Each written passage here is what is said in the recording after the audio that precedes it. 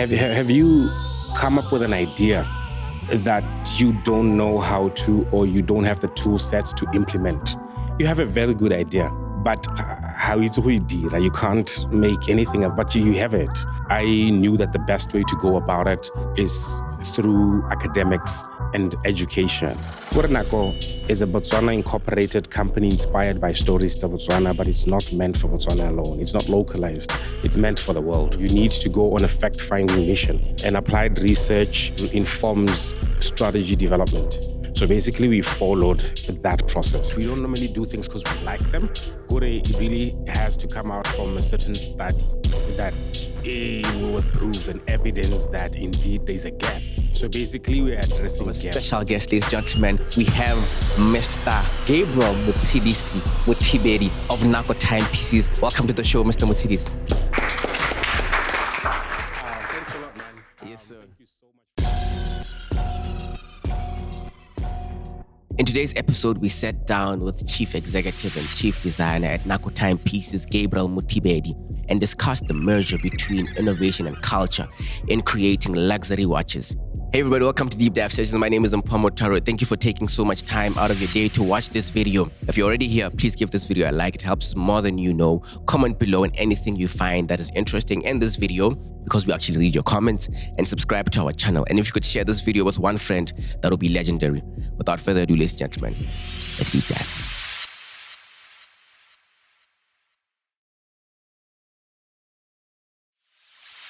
I want us to now talk about the African gemstone landscape. Yeah. You recently attended a conference in Zambia. And I want you to walk us through your learning and findings from that conference. But also, let's talk about the gemstone landscape in Africa, because we realize that a lot of the times there's a lot of exploitation of the host countries of these gemstones and the problems that are existing on the ground. What are your thoughts on this? And where are you looking to? Where does Nako fit in this picture? I'll tell you what, before I answer your question, part of why we reached the milestones we did was to break free from the borders of Botswana. All right. Nako is a Botswana incorporated company inspired by stories to Botswana, but it's not meant for Botswana alone. It's not localized. It's meant for the world. Yes. That's one thing that's very important in what we're doing. And this invite came from the African Union because in 2008, they started... That is huge. Yeah. They started a division called the African Mineral Development Center, which is under Dr. Merit, the one lady back in Ethiopia. I think at the end of the day, Africa's rich in natural resources, gemstones, gold, you name it. There's quite a lot, across all the 54 kingdoms. In Botswana with our diamonds and stuff like that. So something had to be done because, the West would come and just get either raw, cut, polished. And we had to do something about it. If there's anything that Africans really can do and value, it's the natural resources. Yeah. It's not about selling raw diamonds because the value is not as good. Even a diamond that is cut and polished through our diamond beneficiation strategies, it's a couple of steps ahead. But you see that stone and these gemstones, precious and semi-precious, they have value when they're sitting on pieces of jewelry. So we were invited there as a watchmaker, and there were different people from across the value chains, mining. There were miners there and people sitting in chambers of mines. We had the African Union, Mineral Development Center. We had the African Development Bank and other stakeholders from different parts of Africa. And that Ndola area lay between Ndola and the DRC because that's the copper belt area and part of the richest in terms of natural resources. So we had guys who mine, extract into mining, geology, you name it. We have people who process the gemstones. We have people who cut and polish. And then polish. And then there's us. It's a whole value chain. Yeah. So we were there to discuss how we can collaborate and work together. Because we have a line of watches that's going to come in emerald. And we're going to get we'll be working in collaboration with the government of Zambia. Lovely. Lovely. And to this point, if you look at countries like DRC, DRC is one of the most impoverished countries in Africa, but it has almost every mineral that you can think of. Is it a deliberate effort somehow by whoever to try to impoverish such countries? Because you'll find that a lot of these countries that have the most minerals, there's either wars or just something crazy happening in those countries. What's going on? I mean, we had those discussions there, and somewhere rather too political at the time. But I'll say, from what I know, first things first, let's just admit and get it to our senses that we live in a world where both good and evil exist. They coexist. You know what I mean? And the best thing coexist. The best thing is to be realistic than living an idealistic lifestyle. Make it out as much as we wish. This is how life should have been. This is how it is. Yeah. And we need to equip ourselves with skill sets and tool sets to make sure that we survive the times. So how do we work at the DRC issue? Well, from politics to running the company, from the influence of the West, people do have interest in that country. And like they said, whatever happens in DRC trickles down to the rest of Africa. But at the end of the day, we can't, enemies have always been there. And we'll always have enemies in quotes if those are enemies. But now the $1 million question to you and I, God, what are you doing about it? For me, it's not the so-called media that spread issues. It's not civil war that was rather triggered by outsiders. But people in the homeland. So these things have been there. They're not new. And if you don't wake up to make sure that you protect your natural resources and fight back, we're always going to live in this type of vicious cycle. Yeah. So is it what you have done? Because as I'm reading what you do, it's like you take it from start to finish. Like the entire value chain is Nako, like the whole way. Everything. Is this a deliberate effort in terms of how you came into play with it? Because I know a lot of businesses, or I would say a lot of businesses would like to own all levels of the value chain and vertically integrate like that. How easy was it, or how difficult was it for you to set it up like that? I'll tell you what, and thanks a lot for that question, because it's a very, very, very valid and important question. This is how, even before Nako, this is how it all started. Have you come up with an idea that you don't know how to, or you don't have the tool sets to implement? Yeah. You have a very good idea. Yeah. But how is you can't make anything up, but you have it. You talk to a couple of people that fail you, and then they tell you, yes, I know, but the outcome, it's not really what you have in the head. I think it's sort of like that's what triggered where we are now. And I knew that the best way to go about it is through academics and education. So I've been in school since preschool to date. I've never stopped. Continuously, I would work, do other things, but since day one of my preschool to now, I've been in the classroom forever, because I believe and I value knowledge. I did my undergrad in product engineering, industrial design. That's why the same skill sets that I used to make watches. And then later, it was innovation, strategies, processes, and stuff like that. And then policy and design. So I'm year 4 of my PhD in innovation policy with regards to design. I took that, I made that decision and took that step because I wanted to be the type of guy that thinks about something. You have an idea. You develop and transform the idea into a concept. You can conceptualize it even on space, be able to draw, put it onto CAD, computer-aided design, and then be the same guy that wears an overall, with rapid prototypes and mock-ups. Yeah. So I basically do everything from thinking to thought processes to strategies and I took basically all my life to learn how to do it. And then like I said, it stops that, it cuts the frustration of talking to other people. What I want this idea, I have this idea, I want it made this way. Rather learn how to do it because nobody is going to do it your way. And how word of mouth we can say branding or a product, but we all mean different things. The only person that sees that idea in your head the way you do is you. So you are the best, you're the one person that's fit to actually now learn and get the skill sets of transforming that from your mind to space and to product. Talk to me now about the value. Actually, I want to come here. Break it down for me. Just the differences, crafts and designs. Because I think that's where we tend to take them together rather than not together. I'll give you an example. Total design is in context. Because you have electrical engineers who design circuits and stuff like. I mean, it's a word that's used haphazardly and everybody, but it's not wrong. So context matters on air. Rona in design, this is actually a derivative of what we call the Bauhaus system that started in Germany, and that's the model in design. So simply put, all of designers are not engineers and engineers are not designers.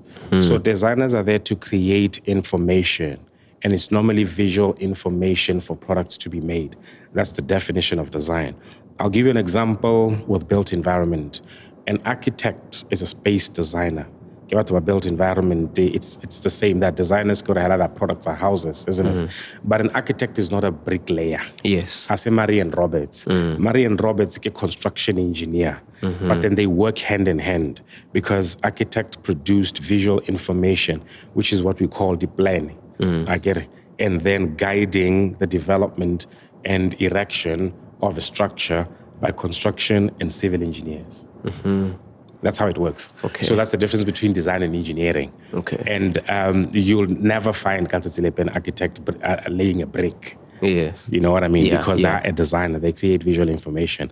And as far as you can go in design, go on visual information, computer-aided design, rapid prototypes, 3D, 4D printing, and stuff like that. But the people who run machines are now manufacturing engineers. I mean, the difference between crafts and designs, which is actually a very good one. That one, I'll give you an example, Leon. You know, we have different movements in art and design from the Victorian era. Modernism, postmodernism, we have all of those, you understand? And then the arts and crafts movement, that was actually happening all over the world, and it advanced into design. If you take a country like Japan, and then they invite you for a national arts and crafts exposition, you are going to find these traditional utensils, your ditatana, dinkwana, stuff like that, because those are crafts. If the same country, Japan, invites you for a design expo, you're going to find Toyota, you're going to find Honda, you're going to find Sony. So that's the difference between design and crafts. And I know that we still haven't understood the difference, because we used to call it Gosho, where you get cotton candy. What do they call it, Malaysia? Gosho. Yeah. And then even now about, so even today, when people are asked to bring Botswana products, or they bring Botswana crafts. designs, they bring crafts. And a craft and a design are two different things. And normally designs are actually engineered or developed for mass production. Crafts are not done for mass production. Well, yeah, it's only handmade designs, but get certain aspects of like components. But design, it's meant for the conveyor belt. More mass production. It has a craft, and there's a lot of money involved in that. Many units. That is why you can have somebody making sandals out of leather and maybe used wheels, other tires. And then Abago main mall. Those are really crafty. You can't compare that person to a footwear designer that's working for Nike or Puma. You know what I mean? Yeah. So basically, with that example, I think it has clarified. Well, like I said, it's a derivative. It started from the arts and crafts movements, morphed and developed into what we called commercial arts, and then design. And within design education, we have what we call product semantics and semiology as studies. That product semantics, I like learning from your arts and crafts movements and embedding into modern day products. If you have seen our black watch, the Ratan, it's a modern day product. The straps, everything is modern, but we have like nuanced the designs. We have vernacular art and our local visual vocabulary inspired by basketry craftsmanship of the Ngamiland area. For you to make a product that looks like a Botswana product, you don't have to put a whole leteisi here. You understand? Yeah. It's just, like I said, it's a study within the study called product semantics, where what do you take in, what do you not? What inspires you, and how do you transform it and embed it to a modern day product? Okay. So we have that. And even if you didn't ask this part, that's another part that I know we have a problem with about Botswana and African design, or what constitutes Botswana design and African design. That's a dialogue that's still even in world design organizations, people are still talking about it, but we don't have an answer.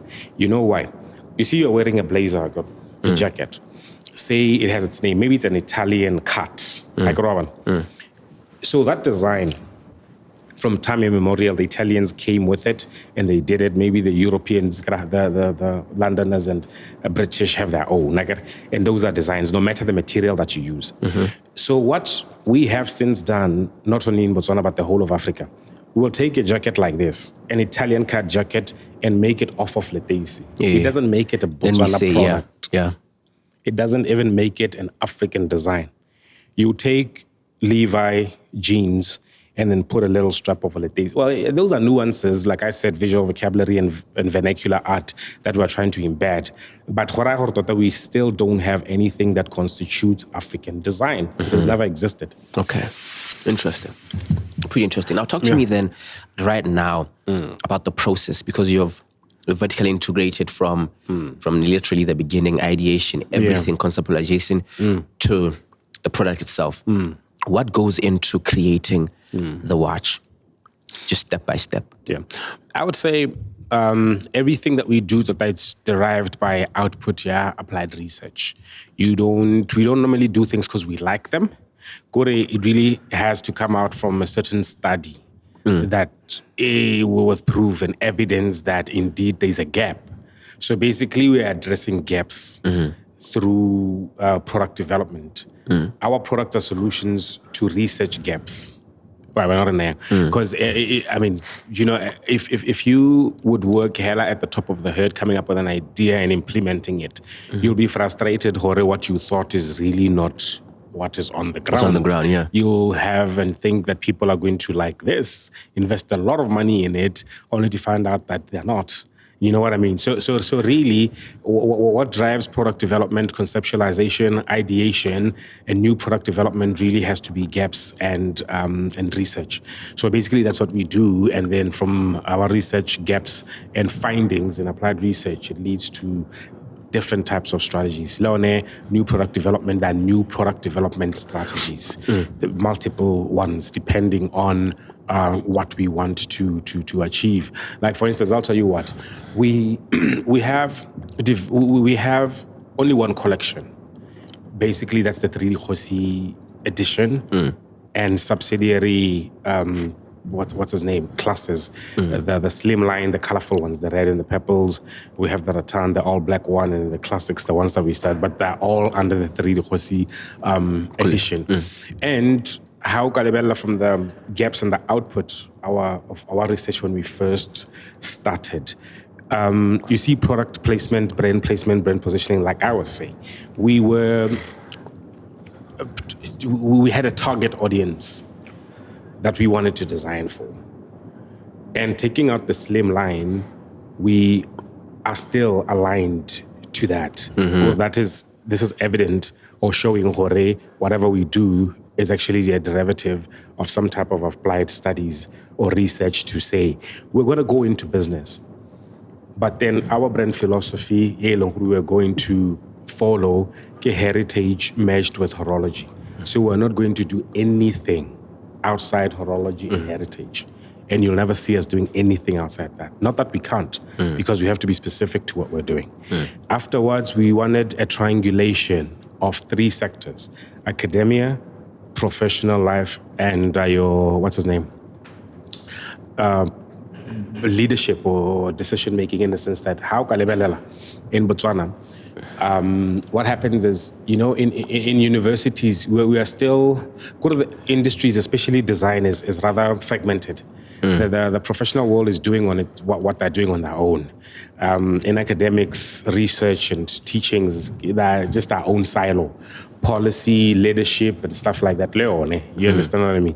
So I've actually worked and practiced in all these three different sectors, and I wanted a triangulation to connect all of this. So that is why we have plans and strategies to drive and influence policy, like design and innovation policies. We have since done that, and Nako Timepieces is a case study because we want design embedded in local innovation policies. Another thing is to enhance our education system. When we teach, let's teach and make sure that universities produce students that are industry fit. The industry needs to take up what education centers are doing. So basically, there's quite that, and that came. So it's like a symbiotic relationship. And that is a resultant of the gaps that we found. But okay, fine. How can we address all these through watchmaking, design, and innovation? And then we focused on that. And the last thing that I'll add on to, there were 3 raw materials that we were interested in Botswana. We have diamonds, glass, and leather.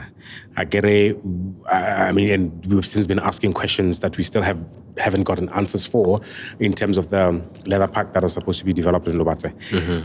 If I give you the stats, when we first started, I think in 2018, in no more than 8 weeks, we had sold over 20,000 units of watches worldwide. The first ones, the classics. 20,000? Yeah, in no more than 8 weeks. And we had roundtable discussions, presidents, ministers, stuff like that. What is the bulk of the area or the demographic that bought the demographic first, and then the countries? I think at the time it was Botswana. We had a lot of corporate orders, government orders. Botswana was there, and people in the diaspora. But in total, in that period, we had over 20,000 units sold worldwide. And here's the thing, not that I'm going on a tangent, but I just want to show you when you go on a fact-finding mission, where applied research, to inform ideation and strategic development. Right. When we looked at these 3 raw materials, we're talking about building capacity and adding value to what comes natural to people. You don't teach them it happens naturally. And leather straps are made off of cowhide. And cowhide can buy a product. You know what I mean? So it doesn't make sense. And we're getting our leather straps, which are made of cowhide from Europe. And then as watchmakers, engineers, and product designers, we don't want to go into strap manufacturing. We want to adopt them from other countrymen, of which if we have anybody here who wants to get into the leather business and start making leather straps, we'll be your first client, because we don't want to you can't make everything. That is one thing about mechanical products. The automotive industry, if you take your Mercedes-Benz, it will run on Bosch filters. Bosch is a totally different company. It will run on Dunlop tires. I don't think those guys will ever make tires, but they're going to need tires as they move on. They're going to run on the Recaro seats. Recaro and Mercedes-Benz, two different. AMG, it's actually a German company, but very different from Mercedes-Benz. I don't know, maybe it's about it, but one thing, AMG is different. That's why you'll have your C200 on its own, your C200 AMG powered, because it's a totally different company that powers this. But you build a business, if you go into leather goods manufacturing and you focus on straps, we give you the specs and you make those for us. We'll forever buy those from you because we don't want to get into that business. And in the watchmaking industry, a 38 millimeter genuine leather strap is a 30 millimeter strap. Or Rolex, or Patek, or Nako, Yafita. You understand what I mean? So that's one sector that we were looking at. We want our leather from here, over and beyond the BMC to processing, because processing leather on its own, it's an industry. You know what I mean? And then after processing, you have satellite factories. They transform the processed leather into finished goods, including leather straps, and then giving you the stats. Now, okay, in 8 weeks, give us 20,000 plus leather straps. If you set up a factory that does that, because that's not a business that we're going to go into anytime soon, other countrymen can actually get into it. The same thing applies to glass. There was once talks about that glass factory that shut down before it even closed in Palape. So 20,000 units of watches means 20,000 units of hardened crystal sapphire glass, which our countrymen can manufacture. And here's the thing. If you have a problem of unemployment, especially of young people, and I quote the president on his 2018 speech inauguration, for over 60% of the people, by law, they're unemployed. I think it's the youth.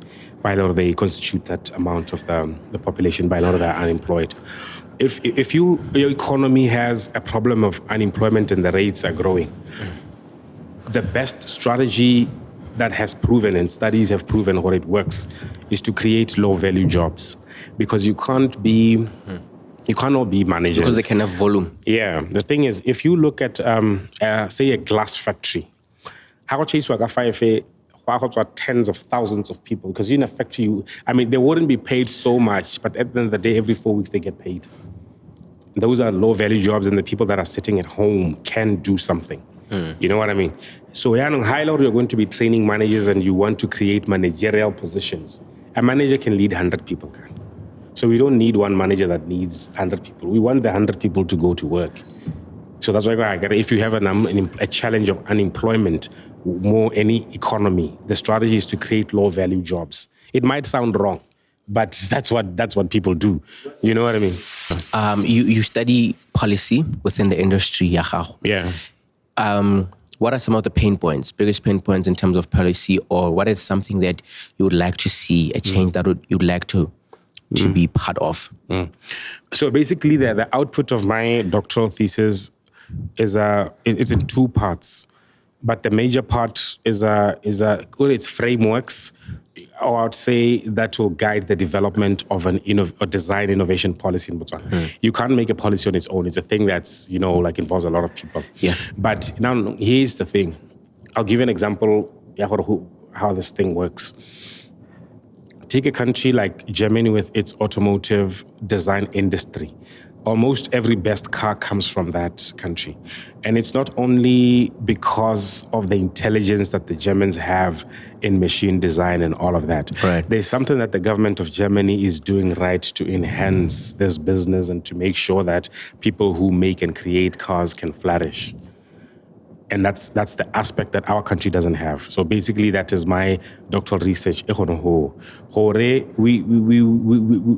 live in a country that requires a top-down approach. We still can't have a bottom-up where people come together to do something and influence the government. No, you have to do something that you educate leaders and then the government, and then it trickles down to, you know what I mean? To everybody else. Agriculture, for instance, is a sector. I think they have capacity building programs, where you know where to go, you know what I mean, and then the one guy in the neighborhood, it's a system, you know what I mean, and it helps people. So we need that type of system, and only policy and support programs in a certain sector of the economy drives that. So basically that's what I am doing. That's the first aspect. The other aspect, to embed design within local innovation policies, because Botswana does have stints and facets of innovation, but they're normally scientific, engineering, or tech-driven. Botswana innovation is technology-driven in terms of its innovation strategy. And there's nothing wrong with tech innovation. It's just another aspect of innovation. It's another aspect, yeah. Battery is more science and engineering, and there's nothing wrong with that. But then there's design innovation, which needs a place at the seat, all of this. You know what I mean? We have done that with countries like South Korea. South Korea, you find some Even the creative side needs to be there. Yeah, in the innovation space, where we've built a national design innovation policy that the government of South Korea took up. And that is why you're seeing LG, Samsung flourishing. That was around Boma 2016, somewhere there. We did it in 2009 with the American government. We did it with the Italian government. We did it with so many people. 2014, we did it in Cape Town, South Africa. It's not a national policy. It's a regional policy in the Western Cape. So what do we do as the government to enhance the design industry and the creative industry, and to increase the local manufacturing pulse, jewelry making, you name it. Okay. Yeah. Lovely.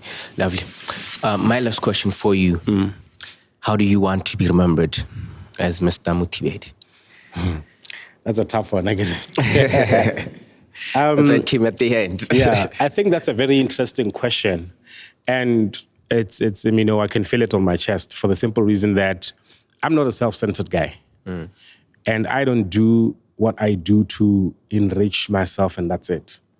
The vision is broader, bigger, to satisfy even more than and it's about, like a mark or two that I can and I'll print in other people's lives. Like, this foundation, there's so much that we have done, but we haven't televised it. We'll televise and take things out there once what's his name? We have to first launch. I mean, it's like you, for instance, you've done this podcast. If you're a self-centered person, I agree you could get books and read, and that's it. I mean, then that's all good. Yeah. But you're doing this for the consumption of other people, developing the capacity of other people present here today, online, because you care about the world being out. You can change the entire world, but the little mark that you've printed, matters. So basically, I just want to be remembered that way. I'm the type of person that does business with soul. You know what I mean? I want my mark to make, my numbers, because business is a game of numbers, and we are what our numbers say we are. But in addition to that, to enhance the capacity of the people, to print a mark in other people's lives, and most importantly, to enhance my industry. I mean, I stand here affiliated to the World Design Organization. So what happens in the dialogues of design all over the world has direct implications. And I'm a knowledge contributor, publishing books, book chapters, you name it, to educate, transform, enhance, and grow my industry, because, I have so much passion for it. Yeah. Beautiful. Thank you guys for watching this episode. We really hope you enjoyed it and learned something new. Deep Dive is dedicated to bringing you the most comprehensive and engaging information about business, personal finance, and personal development. Make sure to hit that subscribe button to stay updated with all our latest content. If you liked this video, give it a like to show your support and help us reach a wider audience. And don't forget to share this video with your friends and your family who may be interested. Sharing helps us grow our community and connect with like-minded individuals. Leave a comment below and give us your biggest takeaway on this episode. If you're interested in being a part of our live studio audiences, make sure to register for the next show. Can't make it to the show? No problem. Check out our Patreon page to watch the full episode and get exclusive access to more great content. Thank you for watching, and I'll see you in the next episode of The Deep Dive.